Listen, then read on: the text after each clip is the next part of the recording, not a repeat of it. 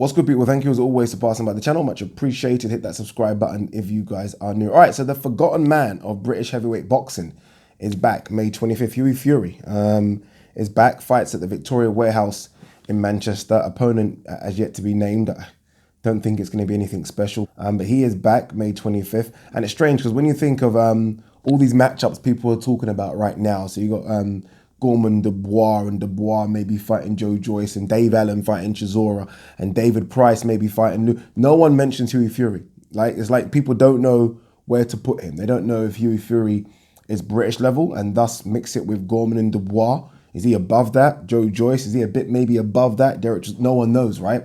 So he's almost been forgotten in this mix of talented heavyweights. And he is a talented heavyweight, by the way. He's young. What is he, 23, 24? He's only been beaten twice, once in a world title fight, once in a final eliminator for a world title fight. No shame in those losses. So there is still a lot to be, there's a lot left of Hughie Fury. I think there's a lot left. But he does need to get over these issues he has. He always seems to be injured or out of the ring for one thing or another. Once he gets over that and has a good run, so, I don't know, strings 4 or 5 fights together in a calendar year, I don't know if that's even possible anymore, then he can still definitely mix it at world level. I mean, no one's going to tell me that Hughie Fury can't mix it at world level. I think he can. There are a few things, though, I do think he might need to change. And the first thing, he might need to seek new pastures in terms of getting a new trainer. He might need to. I watched Hughie Fury in those big fights, especially Pulev, which, again, I mean, the best Fury might not beat the best Pulev. But in that Pulev fight, I thought the tactics were wrong. That could be down to Pulev. But in the Parker fight, I definitely thought they got it wrong. I definitely thought, and you can watch that fight again, it was there for the taking. But that kind of back foot, running away style just wasn't him, right? And so I feel like it might be a good time now. And I like his trainer, by the way, his dad. I like him. I think he's a great guy. But I think it might be the right time now just to try something new, right? I mean, it can be stale in the same camp, doing the same things, just to try something new with a new trainer who might think that, you know, what Hughie Fury's got, and he has got speed, he's got youth, he's a good boxer, he's got a bit of pop in the punch as well. A trainer might look at that and think, you know what, there's something there. And I feel like it might be a good time for him to switch trainers. A few people have maybe said the reason we don't talk about Hughie Fury is because of who his promoter is, right? Mick Hennessy. Mick Hennessy is not one of the big promoters in the world. He's not one of the big promoters in the UK. I mean, he's not Frank, he's not Eddie. And there was a time when he was kind of in that conversation, but he's not anymore at all. He's got that Channel 5 deal, which is a good deal. It means we do get to see these free fights on TV, but he's definitely not a big promoter anymore. My answer to that is Mick Hennessy got him a world title shot at home against Joseph Parker. I mean, come on, he had to travel. He got him a world title shot.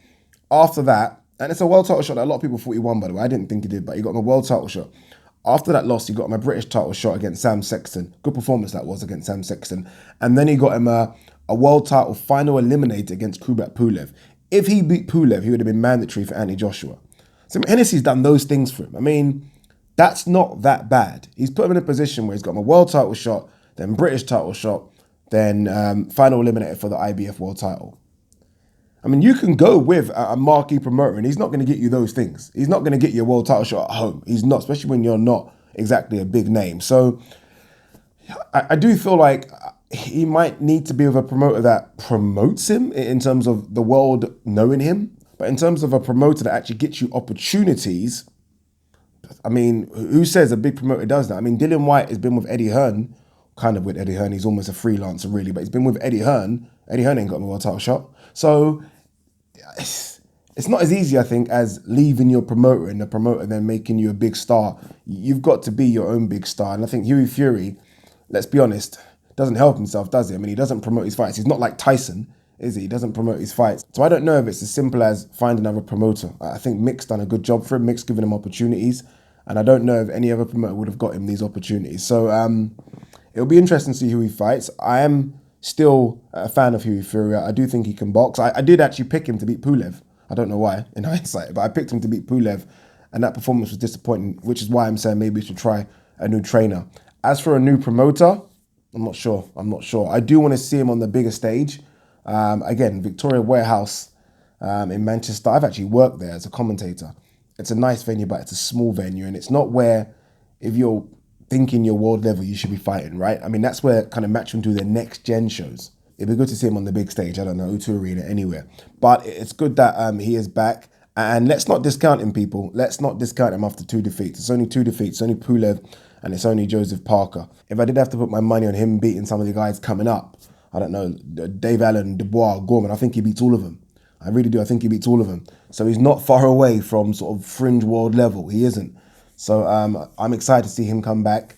And fingers crossed it's a decent named opponent. I hope it isn't a case of let's start again bullshit. Fingers crossed he fights someone decent. Someone in and around the top 30 would be good. If he does that, it won't be long until he's mixing it at world level again. What do you guys think? Let me know. Peace.